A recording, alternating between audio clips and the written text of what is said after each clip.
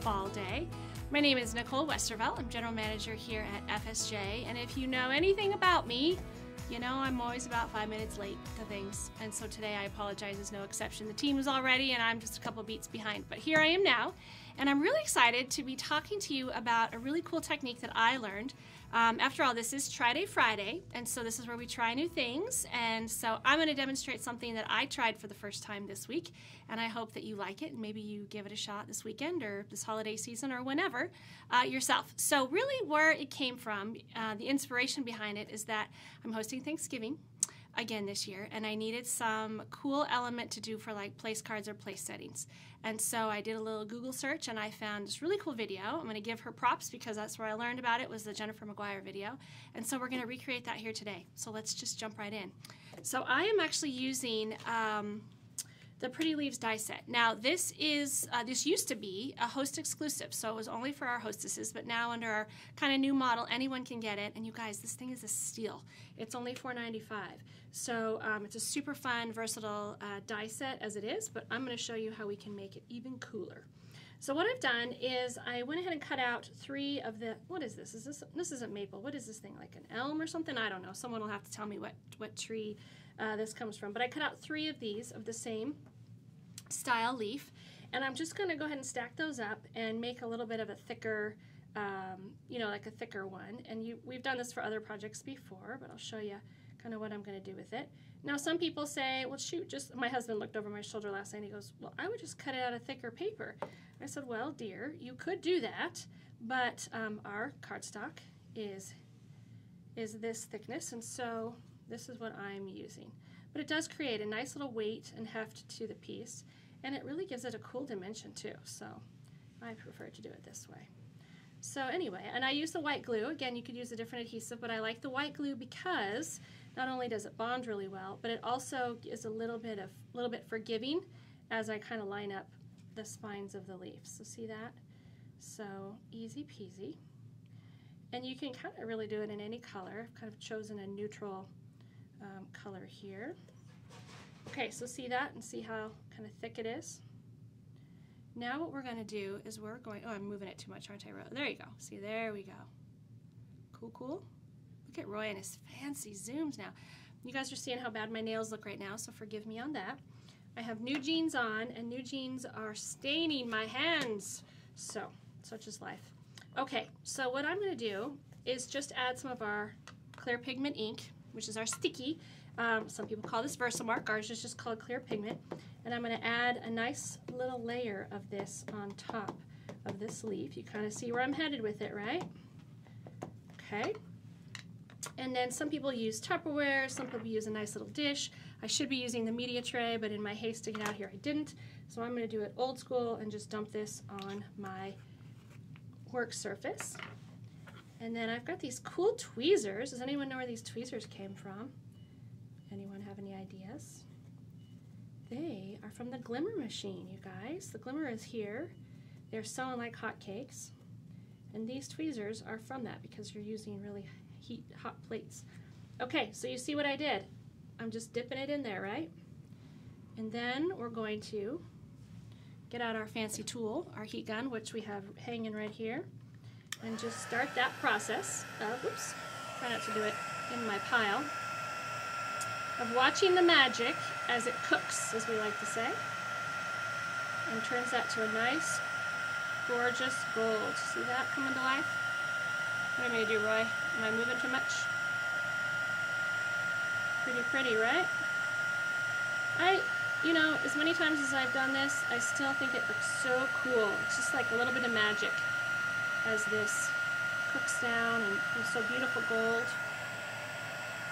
Come on now. There we go. There we go. Trying to see here. There's the magic. There it is. I'm going to need to move my tweezers a little bit to get the part that I covered up. I found too holding it like this has helped too, kind of coming up through the spine. Cook the rest of it without cooking my hands. So now I don't know if any of you have had this experience, but when I first started rubber stamping, heat embossing was one of my entry things because I still think it's so cool. But we didn't have these fancy heat guns. Maybe they had them. I just didn't have one. So I use an iron. Did anybody else do that? Or I'd use the toaster sometimes. Then maybe that was just me. Okay, so there's one layer. So it's very pretty, but we're gonna take it up a notch. And I'm gonna add just another layer of the clear pigment ink, okay? So I'm gonna do that again and cook it a little bit more, kind of re-dip it and cook it a little bit more. And you'll see that it really does create what really becomes almost like a metal-looking accent piece that then you can use for cards or really whatever. I'm going to show you how I'm going to use it for the Thanksgiving table. So again, cooking it up, make sure you get all the little spots. And I don't know that I need to necessarily do it all again. Whoops, how about dropping it? That makes a lot of sense. Here we go. And we'll cook that guy up again. And again, you can add, I mean, truly you can add as many layers to this as you want. And you'll see it just starts getting thicker and chunkier. I'm really testing Roy here, aren't I? There we go. Seems to cook a little faster the second time around. Is that what we call it, is cooking it? That's what we always call it. So see how it's a little bit thicker, it's getting nice rounded edges. Just really, really pretty. So mine I have done 3 times, but you can even see this second time is really quite stunning. You see that? See how pretty that is? Isn't that gorgeous? Cool, right? And you can dip the sides if you want, you know, if you really want to toast it up. Now again, the one I did 3 times, but let me show you a couple other examples here. So other dyes work really well for this as well. I actually did this one in rose gold with the other dye in the pretty leaf segment, or in the pretty leaf set, excuse me. So that's kind of cool. And then these little guys we took from the modern frame die set, but aren't those pretty? You could have a lot of fun with those. Whoops, where'd we go? Right here they go, up here. There we go. How fun are those? I could see using these for a school project for Reagan when she studies Greek gods, for sure. So that is how we create these beautiful pieces, but let me show you what we're going to do with it. So again, I kind of was inspired by this because I needed something beautiful for the Thanksgiving dinner table, and I wanted to create kind of place mat, whatever's, for my guests. We actually are having some special guests this year at Thanksgiving, so wanted to take it up a notch. So we just have simple gold chargers and our white plates, and then Kristen's one of my daughter's names. And then here's the one I had done before. This is 3 layers, and just kind of sliding that in. You could do it on the top, you could do it however, you know, look how pretty. See how simple that is? I also like to do for Thanksgiving, I like to do cards and then have on the back folks write what they're thankful for, and then I take those and I put those in a scrapbook, you know, when I get to scrapbook 2 or 3 years later, because I'm always a few beats behind. But it's beautiful setting, and I want to show you too, I did another one using a different die, using the, I believe this is the For You die set, using the little gift. How pretty is that? And kind of tying that off with, you know, some of our plaid ribbon. Super fun. And one of the tricks here when you're doing this is that you want to, you know, many times you try to loop your die through I probably cut it too short, didn't I? I did.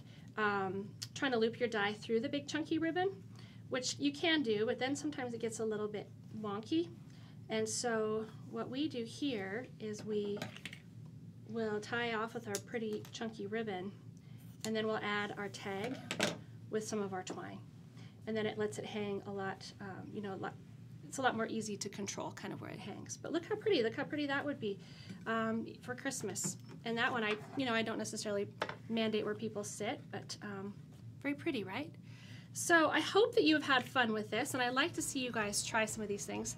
You know, heat embossing is one of those things that's been around forever, but I still think there's so many fun tips and techniques you can do with it, and it just turns out so beautiful every single time. So have some fun with it. Take your paper, bring it to life, you're making it look like these little metal accents, and try some of the stuff. So until next time, I can't wait to see what you bring to life with your paper. Have a good day.